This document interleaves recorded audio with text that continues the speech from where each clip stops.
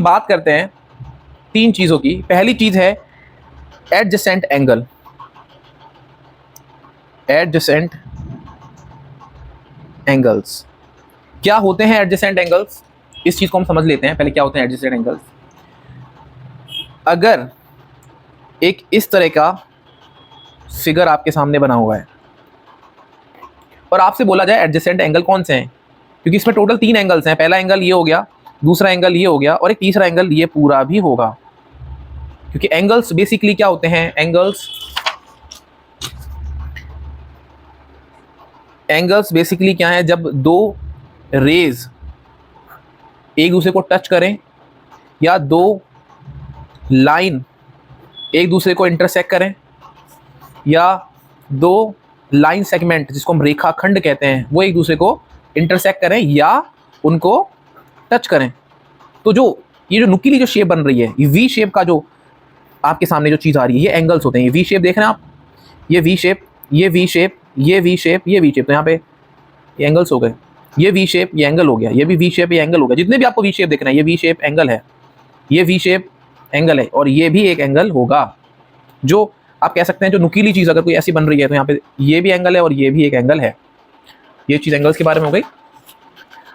अब हम बात कर रहे थे यहाँ पे एडजेसेंट एंगल्स की। एडजेसेंट एंगल्स की जब हम बात कर रहे थे तो एडजेसेंट एंगल का मतलब अगर आप समझना चाहें तो आप बोल सकते हैं अगल बगल वाले जो कोण हैं, अगल बगल वाले जो कोण हैं उनको हम एडजेसेंट एंगल्स बोलते हैं। लेकिन अगर इसको आपको और अच्छे समझना हो, एक डेफिनेशन अगर आपको चाहिए हो, तो उसमें हम ये चीज़ कह सकते हैं कि अगर दो एंगल्स के वर्टेक्स सेम हो। वर्टेक्स क्या होते हैं? वर्टेक्स ये होता है जब एक लाइन दूसरी लाइन को या तो क्रॉस करे या फिर टच करे, तो ये पॉइंट, इसको हम वर्टेक्स बोलेंगे। इस पॉइंट को हम वर्टेक्स बोलेंगे। यहां पे आपको वर्टेक्स, कितनी वर्टेक्स दिख रही है? यहां पे मुझे सिर्फ एक ही वर्टेक्स दिख रही है, वो है ये। अब जब एक एडजेसेंट एंगल्स कौन से होते हैं? वो एंगल्स होते हैं जिसमें दो एंगल्स के सेम वर्टेक्स होनी चाहिए। जैसे आप देखेंगे अगर एक एंगल ये रहा और एक एंगल ये रहा, तो इन दोनों एंगल के सेम वर्टेक्स हैं, ठीक है। और उन दो एंगल्स में, जैसे ये अगर एक एंगल है, अगर मैं इसको नाम देता हूं, इसको मैंने दिया नाम ए ओ बी सी, तो आप देखेंगे इसमें एक एंगल बन रहा है ए ओ सी, एक एंगल बन रहा है बी ओ सी, एक एंगल बन रहा है ए ओ सी, एक एंगल बन रहा है बी ओ सी,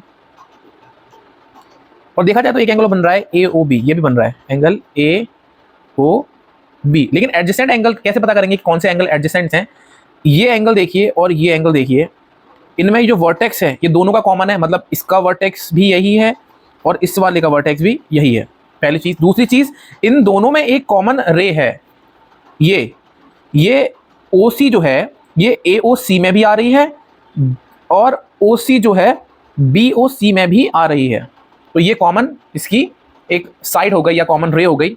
और तीसरी जो इंपॉर्टेंट चीज है कि जो नॉन कॉमन जो रे है, जैसे मान लीजिए ये एक एंगल है, इसमें ये तो कॉमन है, मतलब ये इस वाले में भी आ रहा है और ये इस वाले में भी आ रहा है, लेकिन नॉन कॉमन क्या है? ये इसका अलग है, ये इसका अलग है, ये डिफरेंट साइड पे होनी चाहिए, अलग साइड पे होनी चाहिए। किसके? ओसी के अलग साइड पे होनी चाहिए। ओसी ये रहा और इसके अलग साइड पे है ये वाली रे, और ओसी के अलग साइड पे ये वाली रे। तो एंगल एओसी और एंगल बीओसी क्या हो जाएंगे? एडजेसेंट एंगल्स हो जाएंगे। और बेसिकली अगर आप मोटा मोटा ले तो एडजेसेंट एंगल्स अगल बगल वाले एंगल्स होते हैं। अगल बगल वाले एंगल्स जैसे मान लीजिए ये है, तो मान लीजिए इसको मैंने अगर नाम दे दिया ए बी, ये ओ है, ये सी है और ये डी है, तो ए ओ सी और C O D adjacent angle हो जाएंगे। एंगल ए ओ सी और एंगल ए ओ सी तो ये रहा, और C O D, angle C O D, ये एडजेसेंट एंगल हो जाएंगे। और एंगल सी ओ डी और ये angle D O B, angle D O B, ये क्या हो जाएंगे? एडजेसेंट एंगल हो जाएंगे। ये दोनों एडजेसेंट एंगल हैं और ये दोनों एडजेसेंट एंगल हैं, मतलब अगल बगल वाले एंगल्स एडजेसेंट एंगल्स हो जाएंगे, ठीक है। अब हम बात करते हैं लीनियर पेयर ऑफ एंगल्स की। क्या होता है linear pair of angles?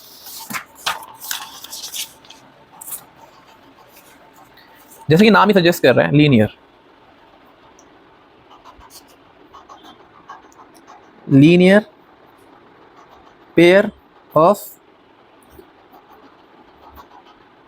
Angles. Pair का मतलब आपको पता है जो दो में हो, एक जैसे हम बोलते हैं ना कि पेयर ऑफ शूज, मतलब उसमें दो जूते होते हैं। लीनियर का मतलब सीधा सीधा कनेक्शन लाइन से है, जो हम एक लाइन की बात करते हैं। जब एक लाइन में एक कोई दूसरी लाइन इसको आके टच करे या एक रेस पे क्रॉस कर जाए, इसको टच कर जाए, तो इसमें दो एंगल बनेंगे हमेशा। इसको नाम दे देते हैं इस लाइन को ए बी और इस रे को नाम दे देते हैं ओ सी। तो इसमें दो एंगल्स बने, ए O C, angle A O सी, और इसमें बना angle B O C, angle B O C. ये दोनों एंगल लीनियर पेयर होंगे। वाई? क्यों होंगे? क्योंकि अगर एक लाइन पे सिर्फ एक कोई रे या लाइन आ रही है और वहां पर वो दो एंगल्स बना रही है, उनको हम हमेशा लीनियर पेयर बोलेंगे। इन दो एंगल्स को हम लीनियर पेयर बोलेंगे। और एक जो इंपॉर्टेंट चीज है ये कि इन दोनों, ये जो एंगल्स हैं जो ए ओ सी और बी ओ सी, ये दोनों एक जो एंगल्स बना रहे हैं, इनका सम हमेशा 180 होगा। इन दोनों एंगल्स का सम हमेशा ए ओ सी बी ओ सी, इन दोनों एंगल का सम हमेशा 180 होगा। क्यों होगा? उसका रीजन ये है क्योंकि एक जो लाइन है, एक जो लाइन होती है उसका सम कितना, उसका एंगल कितना होता है? उसका एंगल होता है 180। तो आप अगर इसमें मान लीजिए ये 180 का एंगल बन रहा है टोटल, और अगर आपने इसमें एक ऐसे लाइन खींच दी, तो ये जो एंगल बन रहा है, ये जो भी एंगल है, ये एंगल और ये जो भी एंगल बन रहा है, इन दोनों का सम तो 180 पक्का होना ही होना है।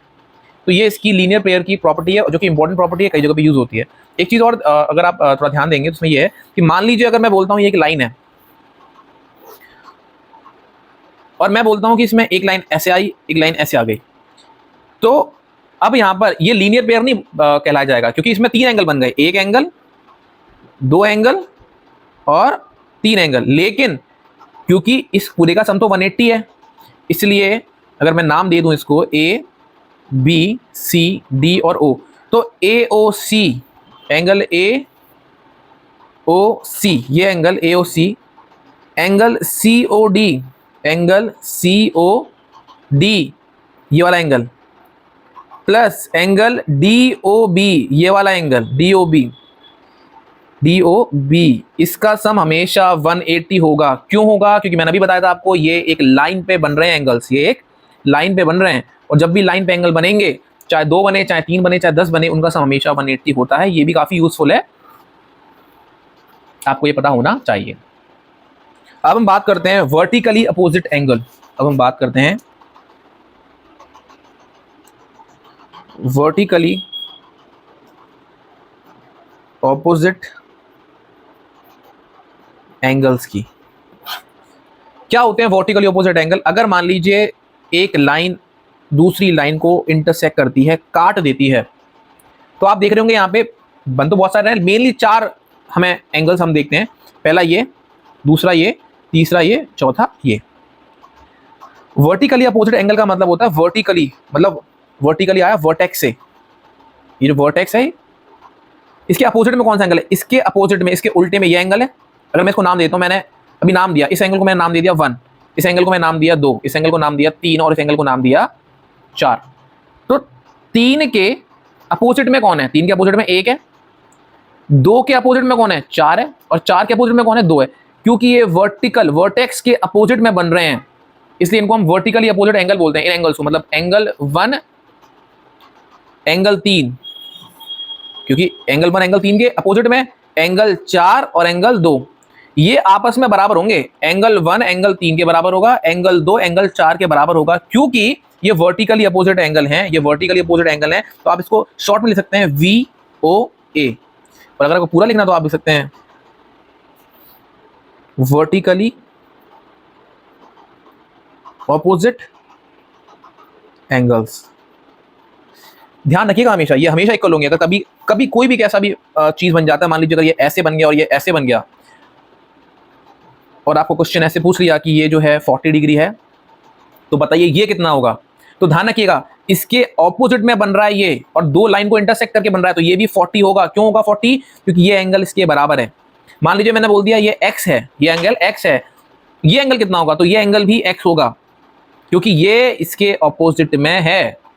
ये हमेशा ध्यान रखिएगा। ऑल्दो x की वैल्यू आप बोल सकते हैं कि x, क्योंकि x की वैल्यू अगर आपको निकालना चाहते हो तो आप देखेंगे ये एक लाइन है, ये एक लाइन है, और इसका मतलब 40 प्लस x बराबर कितना होगा? 40 प्लस x बराबर 180 होगा, क्योंकि एक लाइन पे एंगल बन रहा है। तो आप पता कर लेंगे कि x बराबर 180 माइनस 40 होगा, जो कि 140 होगा। तो आप बोल देंगे कि हाँ x बराबर 140 है, तो ये भी 140 होगा।